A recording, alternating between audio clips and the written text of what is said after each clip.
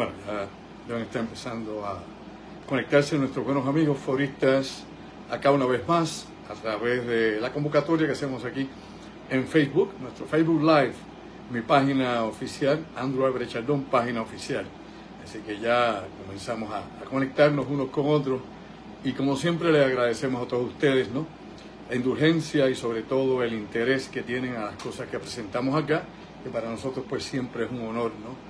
Es un privilegio el poder compartir el ratito que tengamos acá a través de estos medios digitales. Así que un abrazo a todos mis buenos amigos foristas. Bienvenidos una vez más a este segmento de Pensando en Voz Alta con tu amigo Andrew Álvarez. Hoy miércoles 7 de febrero del año 2024, acá estamos nosotros laborando una vez más con todos estos asuntos y temas que nos ponen a pensar más allá de lo aparente, según se sigue uniendo más gente. Recuerden que esto es en vivo y que luego estará retransmitido a través de YouTube, en mi canal de YouTube Andrew Álvarez Chardón, que también le puedes dar la campanita, te puedes suscribir y ser parte también del grupo de personas que comparten allá en esa otra plataforma. Como siempre, pues comenzamos aquí este viaje a través de la conciencia humana, que son todas estas gestiones que hacemos continuamente. Bueno, vamos directamente al grano de las situaciones que están sucediendo en el mundo aquí y ahora. Bueno, algo interesante está sucediendo una vez más allá en Sudamérica, específicamente en Colombia, que ustedes saben que desde que ganó Gustavo Petro, pues hubo un giro histórico en Colombia, donde un país que por tantísimos años había sido dirigido por una derecha, inclusive una derecha de extrema, pues ahora, pues desde hace un tiempo para acá, más o menos un año y medio, pues tenemos allá un gobierno de izquierda dirigido por Gustavo Petro, que era un antiguo guerrillero, precisamente, un antiguo guerrillero de los grupos socialistas del FARC. Así que allá se dio una transformación de lo que puede ser la política y el gobierno, pero definitivamente los viejos estilos siempre están permanentes. Y me explico. Ya esta es la tercera vez, y por esto voy directamente a esta noticia, a esta información que se da en la prensa internacional. Gustavo Petro ha dicho que se está planificando un golpe de Estado en Colombia, cosa que habíamos hablado aquí hace tiempo ya. Si usted está al día, sabe que hace más de un año estábamos hablando que posiblemente la derecha, desde los militares hasta las cortes o posiblemente la fiscalía, los cuerpos de la Procuraduría Nacional, pues tendrían este tipo de ideas porque son obviamente opuestos ideológicamente a Petro. Pero bueno, la situación es que Petro ya ha anunciado por tercera vez desde que juramentó y tomó el poder en Colombia de que se está planificando un golpe de Estado contra él. Esto pues lógicamente no se ha podido verificar hasta este momento. Él acusa, como dije hace un momento, a la Procuraduría y a la Fiscalía Nacional allá en Colombia, y indica de que el fiscal que ha estado investigando precisamente a su hijo por alegadamente hacer inversiones ilícitas, enriquecimiento ilícito, lavado de dinero y otras cosas más, pues tienen, ¿no?, una agenda en su contra, y que esta agenda pues lleva precisamente a tratar de movilizar fuerzas internas dentro del gobierno para sacarlo del poder. Por otro lado, lo que ha hecho es que ha pedido a sus seguidores, ¿no?, ha hecho una petición pública para que todos se unan, ¿no?, y se movilicen ante este supuesto intento de golpe de Estado. Es la primera vez que sucede esto. Como he dicho, esta es la tercera vez que lo dice Petro. Tal vez ocurre, tal vez no lo sabemos, pero ese siempre ha sido el modus operandi, como hemos dicho tantísimas veces, allá en Latinoamérica, con los golpes de Estado de derecha, de izquierda. Bueno, allá dan hasta uppercut, así que definitivamente pues estamos en un momento crítico para este país, que se mueve entre esas dos fuerzas, que ha tratado de alinearse junto con el gobierno de Venezuela, de Nicolás Maduro, de alinearse, ¿no?, con el gobierno de Boris allá en Chile, que ha tratado de alinearse inclusive con el gobierno de Nicaragua, con Ortega, y con Cuba y con todos los que puedan ser de esa línea de izquierda. ¿Es bueno o es malo? No, yo no sé si es bueno o es malo. Aquí yo no vengo a condenar ideología alguna, pero definitivamente es parte, ¿no?, de esa metamorfosis que ocurre continuamente en el liderato suramericano y centroamericano. En México pues tenemos una izquierda que es más suave, que es obviamente la de Andrés Manuel López Obrador, y que pues está también sufriendo su calvario en estos momentos, cosa que después hablaremos más a fondo, porque lo que viene para el presidente mexicano es otra cosa. Lo que AMLO va a enfrentar pues tiene que ver con otras situaciones, algo diferente a lo que podría ocurrir allá en Colombia. Dicho eso, pues bueno, vamos a algunas cosas interesantes que nos ponen a pensar más allá de lo aparente acá en este mundo donde estamos nosotros aquí ahora. Bueno, antes de entrar en temas, les recuerdo una vez más que estamos este próximo sábado, esta semana, 10 de febrero, estamos allá en Boricuas, en Isabela, presentando el conversatorio audiovisual El Mundo en Guerra. Interesante por demás. Yo los invito a todos ustedes, los de la región o de cualquier parte de Puerto Rico, ¿no? Allí me llega gente inclusive hasta de patillas en ocasiones. Cosa increíble, ¿verdad? Pero bueno, Puerto Rico es un lugar pequeño. Son los puertorriqueños los que a veces creemos que estamos en medio del Sahara o en un continente. Esto aquí es muy pequeño y aquí es fácil llegar de un lugar a otro. Pero ya prácticamente están llenos casi todos los espacios. Quedan muy pocas sillas disponibles. Pero a los amigos de la región, como he dicho, noroeste de Puerto Rico, recuerden que el teléfono contacto para separar tu actividad este sábado, allá en Boricuas, en Isabela, a las 8 de la noche, El Mundo en Guerra, 787-579-8600. 579-8600. Dicho eso, vamos directamente a otros asuntos.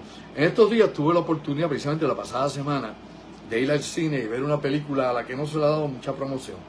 La película se llama ISS, ¿no? ISS. ISS no es otra cosa que la Estación Espacial Internacional, la que tenemos allá orbitando. Y esta película es interesante porque nos pone, ¿no? Nos presenta, y no estoy haciendo aquí un spoiler de la película, nada por el estilo, simplemente nos presenta una situación donde ha surgido una guerra termonuclear entre la Federación Rusa y los Estados Unidos. Aparentemente Rusia comienza un bombardeo sorpresa contra Estados Unidos y lógicamente Estados Unidos pues lleva una represalia contra Rusia, y aquí pues sabemos que ya el infierno se desata en la tierra según esta película, y las consecuencias pues serán terribles, devastadoras para ambos países y para los pobres países que tampoco tuvieron que ver absolutamente nada con esto. La película no se centra tanto en la guerra, aunque ese es el trasfondo, pero sí se habla de los conflictos que surgen en la Estación Espacial Internacional. Me explico, para no darle de nuevo un spoiler, simplemente esto es una visión general que lo puede ver usted hasta en los avances que se dan en YouTube o en el cine. Obviamente hay dos tripulaciones principales que han sido también, ¿no?, las dos tripulaciones que más han trabajado durante estos 20 y pico de años que ha estado la estación espacial. Y es una tripulación rusa y una tripulación estadounidense. Y ambos grupos pues reciben órdenes de tomar el control de la estación espacial. Hasta ahí se lo dejo. Y le traigo este detalle porque es un tema que está en boga. Y es un tema que se había tratado inclusive hace muchos años atrás en aquella película de 1984. En 1984 se había presentado aquella película llamada Odisea en el año 2010, que era, ¿no?, la continuación de Odisea en el año 2001, que había sido presentada ya para 1968. Pues en el 1984 se hizo esa segunda parte, que claro, tienen muchas diferencias. En esa segunda parte de Odisea 2010 nuevamente tenemos el mismo problema de una posible guerra termonuclear entre Rusia y Estados Unidos. Y en aquel momento pues era la Unión Soviética la que estaba, no la Federación Rusa. En aquella película de Odisea 2010, la orden nuevamente era separar las dos tripulaciones y que cada cual tuviera, ¿no?, su territorio de acuerdo a las leyes internacionales, aplicando estas leyes en el espacio. Así que es una temática que se ha discutido no solamente en ciencia ficción, sino incluso se ha postulado dentro de la discusión política de quién tendría obviamente jurisdicción sobre la Estación Espacial Internacional en caso de que algo así sucediera realmente, o quién tendría, ¿no?, control del espacio orbital de la Tierra en caso de una guerra termonuclear. O sea, estos son temas que son válidos, que son reales, porque definitivamente las potencias pues han pensado en esto. No se ha llegado nunca a un acuerdo sobre esta situación porque esto surgiría si hubiese, lógicamente, un conflicto termonuclear entre Estados Unidos y Rusia, que son los que han compartido, ¿no?, misiones espaciales en infinidad de veces, desde la época de las misiones, por ejemplo, Géminis, donde habían compartido ya los estadounidenses y los soviéticos, hasta la Estación Espacial Internacional, ¿no? Esta película nuevamente se llama ISS, ¿no?, la Estación Espacial Internacional, así que lo puede ver en el cine. Así que ojo, pues está interesante y lo va a poner a pensar un poquitito, ¿no?, a darle a la cabeza a las consecuencias de las tantísimas cosas y a lo vulnerable que es el planeta Tierra ante el ser humano y la capacidad del ser humano de cambiar el medio ambiente del planeta como ninguna otra especie lo puede hacer, ¿ok? Nosotros, como he dicho tantísimas veces, hacemos cosas que son antinaturales, producimos, ¿no?, objetos, elementos y compuestos que no son naturales y que no pueden ser descompuestos ni reintegrados a la biosfera, a la naturaleza, ni siquiera a la estructura geológica del planeta Tierra. Y estas cosas son importantes que las sepamos porque aunque pueden haber límites aparentes, como puede ser el límite biológico de la vida humana, como puede ser el control biológico que tienen la naturaleza con los microorganismos, los patógenos contra los seres humanos, como puede ser inclusive el cambio climático sirviendo también de barómetro de hasta dónde podemos llegar y qué debemos cambiar para no extinguirnos por cambiar demasiado el medio ambiente, etcétera, etcétera, ¿no? Habría muchas cosas que podríamos discutir sobre esto. Lo importante aquí es tomar conciencia de lo que está pasando en el planeta y conciencia de lo que le va a pasar al ser humano, inevitablemente. O sea, lo he dicho y lo repito por enésima vez, si la naturaleza muere, morimos con ella. Bueno, vamos por acá, voy más rápido de la cabeza que de la lengua, así que vamos a ver cómo encajo y sincronizo una cosa con la otra. Bueno, entre las noticias interesantes que tenemos en estos momentos en el mundo, aparte de eso que mencioné de Petro, allá en Colombia y del supuesto golpe de Estado que se está gestando, según dice Gustavo Petro, el presidente colombiano, y además de la situación que he presentado hipotética de esta película ISS, pues bueno, la vaya a ver al cine, en vez de ver bobería, vamos a ver algo más interesante. Pues aparece nuevamente la figura que representa, ¿no?, la diplomacia en la Federación Rusa. Sergei Lavrov, una vez más, este señor, como otros dignatarios rusos, pues trae la guerra en la boca 24/7. No solamente basta con el conflicto con Ucrania y situación que va a cumplir ahora 2 años, cumplimos este mes de la guerra de Ucrania, de la invasión rusa en Ucrania, y no se ha resuelto absolutamente nada. Mientras eso sigue sucediendo y siguen los bombardeos de misiles y de drones sobre Ucrania, y siguen obviamente operaciones de preparación rápida, sigue el movimiento, por ejemplo, de municiones de terceros países, ya no de Estados Unidos, porque todos sabemos lo que ha ocurrido en la Cámara de Representantes y lo que ocurrió precisamente ahora en el Senado de Estados Unidos, donde también se vetó otro posible acuerdo para poder enviar dinero o armamento o equipamiento a Ucrania, debido a que dentro de las cosas que se tenían que aprobar había una serie de fondos destinados a los controles de frontera, que es lo que están postulando y es que es lo que están impulsando los republicanos vis a vis los demócratas, que quieren buscar otra vía para controlar la frontera, la que no sabemos cuál es todavía, pero bueno, usted sabe que esa es parte de la politiquería allá en Washington, es parte de la guerra que tienen ellos, y no importan cuántas bajas van a surgir de esto, las bajas serán siempre los ciudadanos de los Estados Unidos, y la peligrosidad que estas dificultades o esta falta de entendimiento, de intereses pueda causar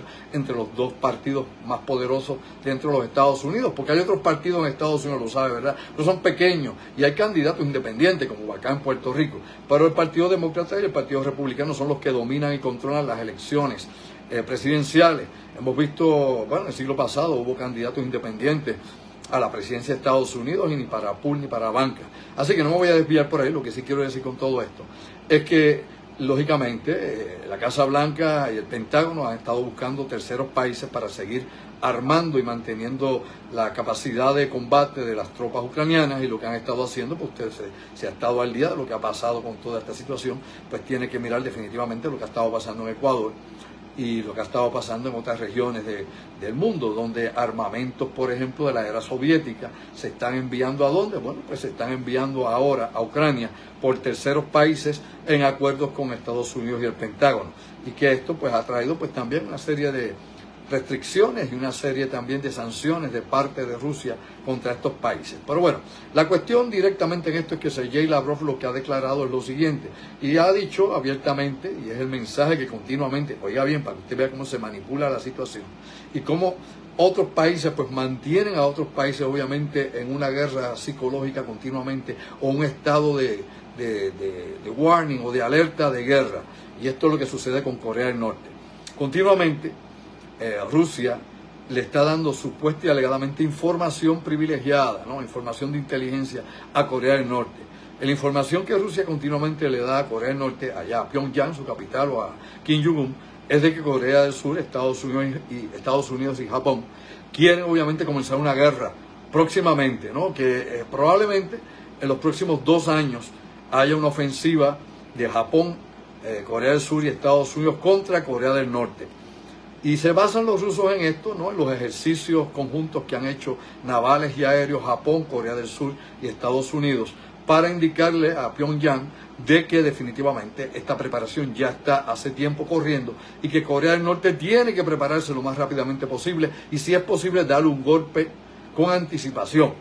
Si esto no es provocación, si esto no es instigar, oye bien, despierta durmiente, instigar a Kim Jong-un, que de por sí tiene la cabeza encendida, pues definitivamente no hay otra forma de llamarlo. Pues bueno, Sergei Lavrov precisamente ha declarado eso y está desde RT hasta un sinnúmero más de publicaciones que han cubierto esta conferencia de prensa de Lavrov, donde dice que Estados Unidos, Corea del Sur y Japón planean una guerra contra Corea del Norte. Y obviamente dice que este es un bloque militar que ha sido planificado precisamente para tratar de desplazar y destruir el gobierno comunista de Pyongyang o el gobierno de Kim Jong-un allá en Corea del Norte. Definitivamente todas estas cosas, pues, nuevamente lo que hacen es acentuar la situación, como he dicho, instigar, y ahí es lo que aparentemente ha estado dándole información disque de inteligencia en los servicios secretos y los servicios de espionaje de la Federación Rusa a Corea del Norte. Así que obviamente es muy difícil poder tener comunicación con el gobierno de Corea del Norte porque no hay ninguna. Me explico. Estados Unidos no tiene ninguna comunicación con el gobierno de Pyongyang. Corea del Sur tampoco lo tiene porque se rompieron. Japón menos aún. En cambio, si tenemos a Rusia, que tiene una línea directa con Kim Jong-un, e inclusive China, más. Dentro de todo este esquema, ni siquiera China está tan metida dentro de la situación de armarse y prepararse para una guerra en Corea como lo está Rusia. Claro, tal vez Rusia piensa que toma un poco más de agua, como el tácito acá de todos ustedes. Eso es importante para poder mantenernos aquí hablando. Oiga, probablemente la inteligencia de Rusia y la política de Putin piensan que mientras más conflictos existan, pues menos recursos hay para Ucrania y más fácil se hace la guerra. Si siguen los conflictos en el Oriente Medio y sigue el disgusto generalizado en contra de Israel y siguen las conversaciones fallidas, los intentos de lograr un alto al fuego que no funcionan debido a la posición que tiene Benjamin Netanyahu, que tiene obviamente el gobierno actual de Israel, donde no cede a ninguna propuesta, ni siquiera a las imposiciones que ha puesto Arabia Saudita indicándole a Israel que no va a haber negociación ninguna con ellos, que no se van a normalizar las relaciones entre ambos países mientras no exista un Estado palestino. Me explico, mientras no cese la guerra de Gaza y surja una nueva nación, un país palestino en la región, cosa que lógicamente va en contra de toda la política guerrera que tiene Israel en estos momentos y en todas las decisiones que se puedan tomar de poder o decisionales allá en el gobierno de Israel. Así que estamos en un callejón sin salida. Así que de todo esto, lógicamente, y hay que hablar con la verdad, Rusia se aprovecha y si pudiese abrirse un nuevo frente de guerra en esa región, que claro, no afectaría a Rusia negativamente, sino que haría que los enemigos naturales de Rusia actúen y reaccionen en aquella zona. Estados Unidos tendría obviamente que desviar recursos hacia allí y echar a un lado en segundo plano, tercer plano Ucrania, obvio, pues ahí tendríamos pues nuevamente la debilidad del frente de guerra con unas elecciones que están próximas en noviembre y ya el camino estaría bien trazado. Tiene que ver más allá de lo aparente, no puede ser tan naif, tan inocente de creer que en el mundo solamente hay unos que hacen la guerra cuando todo el mundo despierta durmiente hace la guerra, no solo porque es negocio, vender armas, sino porque definitivamente determina las estructuras de poder y determina la forma o manera en que se va a manejar la política internacional y quienes van a controlar, ¿no?, esta política, y quien controla esa política internacional pues tiene que las fuentes de producción, los modos, medios de producción del resto del mundo, que es precisamente lo que buscaba China cuando tenía aquella idea en el 2011 que trajo Xi Jinping, que no ha funcionado muy bien, de la famosa ruta de la seda. Usted todavía oye hablar de la ruta de la seda, pero no la ve funcionando porque lleva 11 años estancada. No ha funcionado. Se ha gastado más de $1 trillón China en eso y la cosa no, güey, Felipe.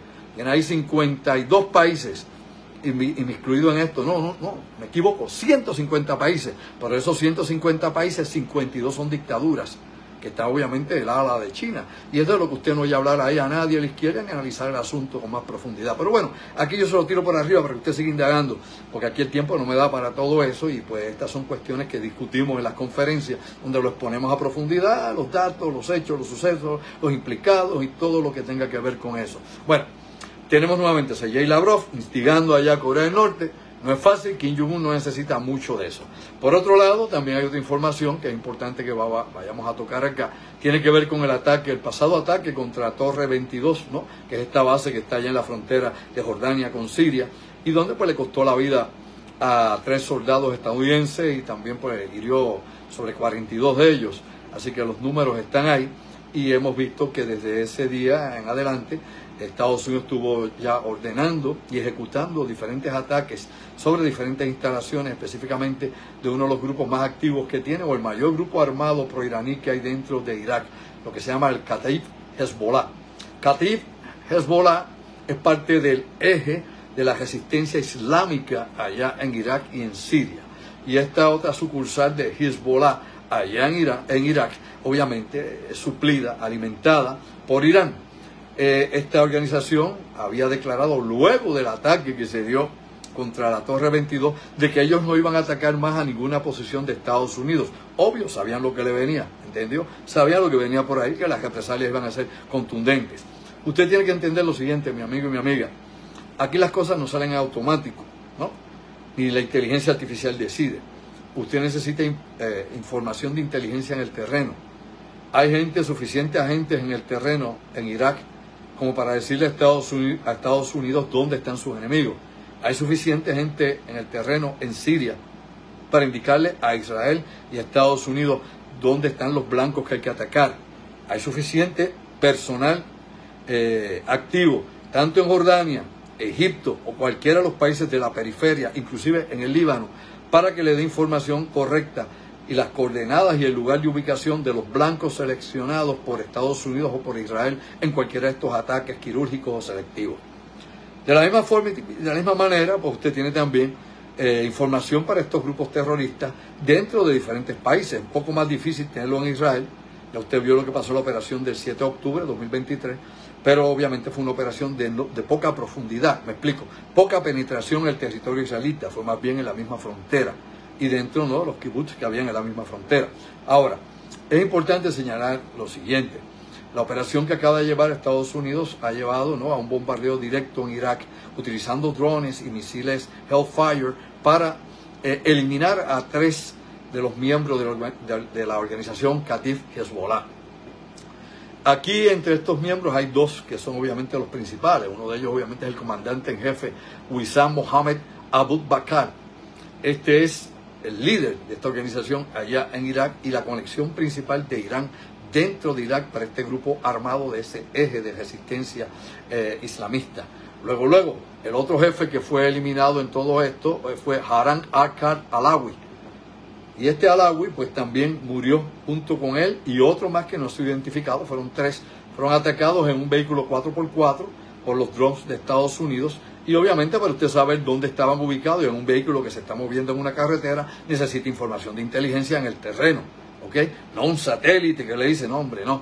Necesita gente ahí abajo que esté observando, que sepa cuál es, ¿no?, la agenda de estas personas, sepan para dónde van, qué es lo que hay, posiblemente gente infiltrada dentro de la misma organización, que es lo mismo que hace, por ejemplo, las organizaciones de inteligencia, tanto China, rusas, como lo hace Israel, ¿no? El Mossad israelita lo hace igual.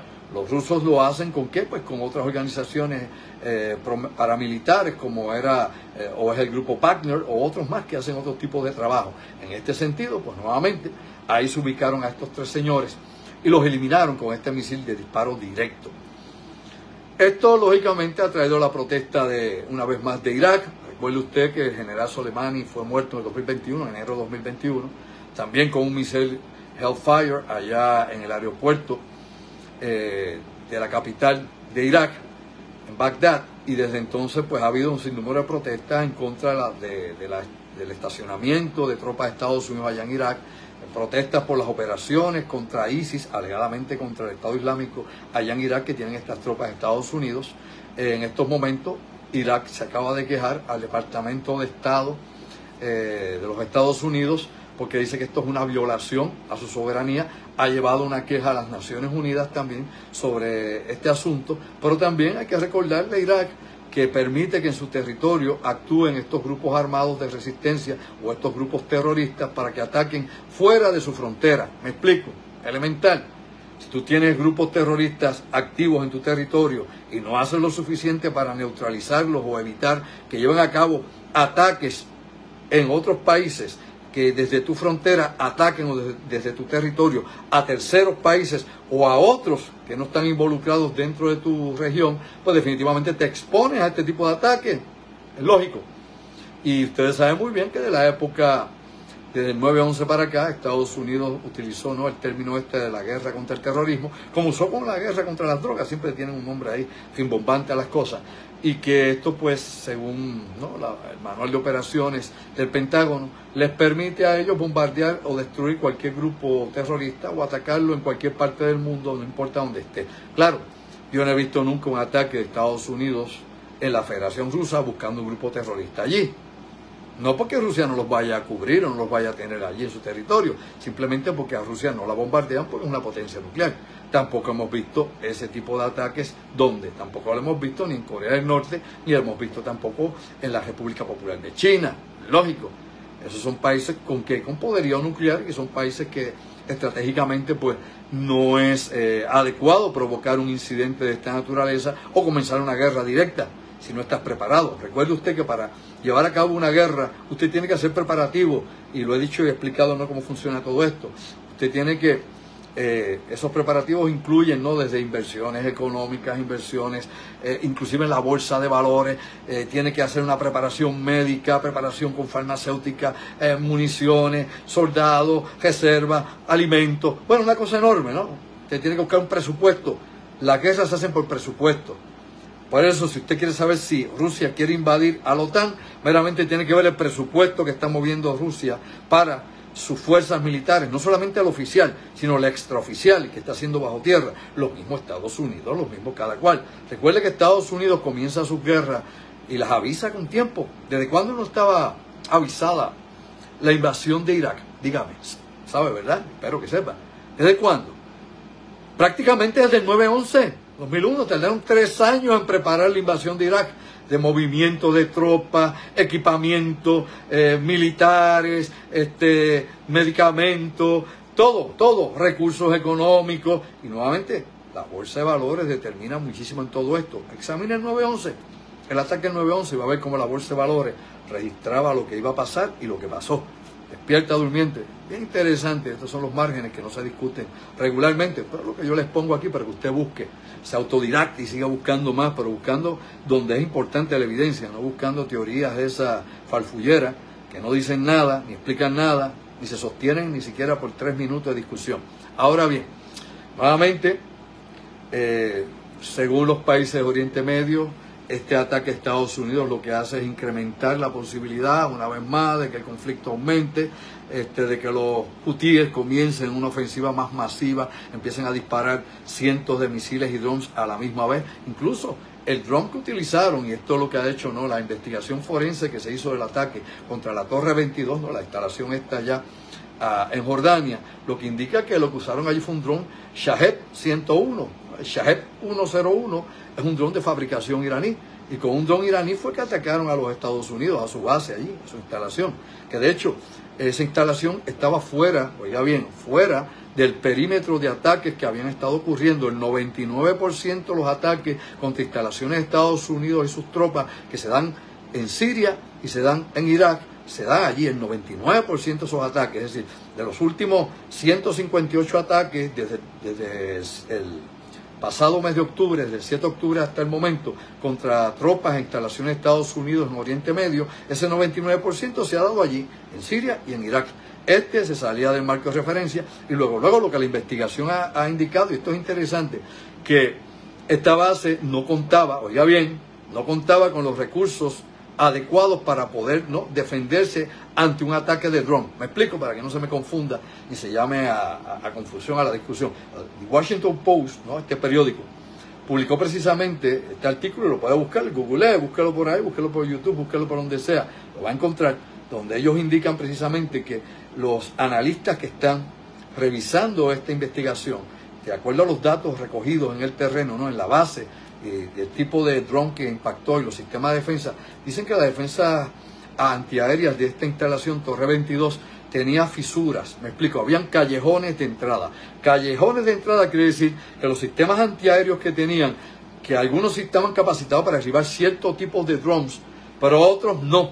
Es decir, dentro del abanico que se abre, el espectro de posibilidades de ataques aéreos contra esta instalación, habían áreas que no estaban cubiertas, ¿no? Que el sistema de defensa, por ejemplo, Patriot C-RAM, que ellos utilizan allí, YC-RAM, no iba a funcionar, porque no cubría, ¿no?, ese espectro específico, ese callejón, esa fisura de entrada de este dron a la altitud en que venía. Es decir, no tenía bloqueadores de señales en ese momento, ¿no?, para poder, jammers, por ejemplo, para poderlos derribar. No tenía armas de microondas adecuadas, como en otras instalaciones que usan las microondas para desviarlo o derribarlo en el aire, o sistema también de munición activa.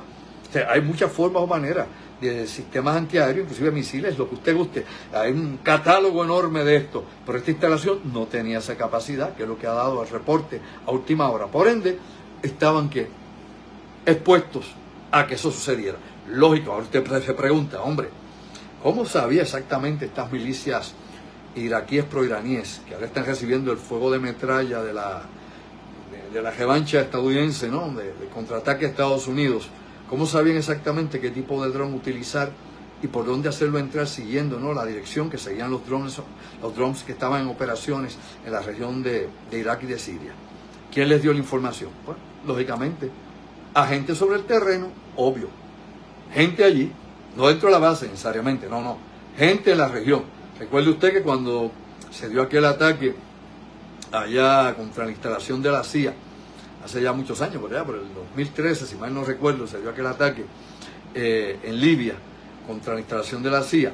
La información se la daban los que estaban en el perímetro de estos edificios que tenía la CIA allí, en el área, en la región de Libia, mejor dicho, en la región de Libia en el 2013, después que habían sacado ya a Muammar Gaddafi y ya pues lo que quedaba allí en Trípoli y otras zonas de Libia era muy poca gente. Pues bien, los pocos agentes que quedaban allí en esa instalación, en la guía de ataque, por ejemplo, de artillería, de mortero o la ubicación de ellos, era brindada precisamente por la gente que estaba en el perímetro, y no eran necesariamente agentes secretos ni nada por el estilo, era gente de la misma región que colaboraba con otros grupos insurgentes allá en Libia. De la misma manera pasa en muchos de estos lugares donde transmiten esa información. De la misma forma o manera pasaba en Somalia, cuando se dio aquel Black Hawk Down, ¿se acuerda usted? En Somalia, por allá en los años 90, principios de los 90. Pues bueno, allá en Mogadishu, cuando pasó esta situación, pues la información se lo daba a la gente que ya estaban ubicados, o sea, la misma gente que colaboraba con los warlords de aquella zona, de aquella región, daban la información de movimiento de helicópteros, el movimiento en la base, quién entraba, quién salía. Claro, era gente del pueblo que estaban colaborando con los insurgentes en aquel momento o con los grupos de resistencia que hubiesen, depende de donde usted estuviera, como los quisiera ver a estas organizaciones. Algunos le llaman terroristas, otros le llaman resistencia, otros le llaman insurgentes, otros le llaman de otra manera, da igual, pero es parte de la guerra que hay en África y en Centroáfrica, África y en la región del Oriente Medio. Bueno, dicho todo eso, les invito una vez más que estén conmigo. ¿Cuándo? ¿Dónde y cómo? Hombre, vamos a estar este sábado, ahora o nunca, vamos a estar este sábado allá en Boricuas, en Isabela, carretera número 2. Vamos a estar allá con la presentación del conversatorio El Mundo en Guerra. Todo esto, mucho más. Por aquí, como digo algunas cositas. Allá pues obviamente se profundiza y allá tenemos preguntas y respuestas y tenemos toda la dinámica que nos permite explorar más allá de lo aparente. Y es interesante, ¿verdad?, que esto se expone a la gente, que la gente debe aprovechar este tipo de información que no se dan en discusiones públicas, ni se dan tampoco en análisis de televisión y radio, porque estos son anatemas acá en la isla de Puerto Rico, en el insularismo mediático local, donde no se habla de esto sino someramente, o ya con una visión prejuiciada. Yo soy neutral en este sentido, hay que ver lo que hace mal Occidente como lo que hace mal Oriente, como lo que pasa en el Oriente Medio, en cualquier parte del mundo, y cómo esto influye en la dinámica y en la vida de todos nosotros continuamente. Así que despierta durmiente, vamos a salir del marasmo y ver el mundo, que definitivamente cada vez se pone más difícil, que es lo que ha dicho precisamente, ¿no?, el director general de las Naciones Unidas, Borrell, que ha dicho el portugués Borrell, bueno, que estamos en un momento de caos internacional. Despierta tú mismo, de caos internacional, que tuvimos situaciones parecidas anteriormente, pero no peor, que ahora estamos peor que cualquier situación que se dio durante la Guerra Fría del siglo XX o cualquier otra ocasión en que haya tenido que dilucidarse o tratar de tomar decisiones sobre lo que está aconteciendo aquí en el mundo. Y lo dice, como he dicho, el director general de las Naciones Unidas, no lo digo yo, no lo dice el alcalde de su pueblo, no solo lo dice su primo, lo dice la gente que está metida en el meollo. Así que despierta durmiente, que estamos esperando. Prepárate para lo que venga, cuando venga y como venga. Así que los esperamos allá, precisamente en Isabela, a las 8 de la noche, comenzamos la charla, el conversatorio audiovisual, El Mundo en Guerra. Recuerda que el teléfono de contacto para estar en Boricuas, en Isabela, este sábado, 10 de febrero, 8 de la noche, es el 787-579-8600. Apunta, Cucho, 579-8600. Mensaje de texto o llames en horas laborables. Gracias como siempre. Recuerda que este viernes, hasta el momento, estamos ya acá preparándonos para compartir con mi directo amigo, el ingeniero Orlando Pla, en La Otra Realidad. Si hubiesen cambios, como siempre, avisamos con tiempo, pero hasta ahora estamos, como digo yo, en la rutina, en el ciclo natural de los viernes, en La Otra Realidad. Así que los veo próximamente y te lo digo una vez más. Sayonara, ojo visor, oído en tierra, y a ver qué depara el futuro. Nadie lo sabe, no invente, nadie lo sabe. Tal vez eso es lo peligroso, tal vez eso es lo interesante, yo no lo sé, pero se me cuidan. Buenas noches, pero es preocupante.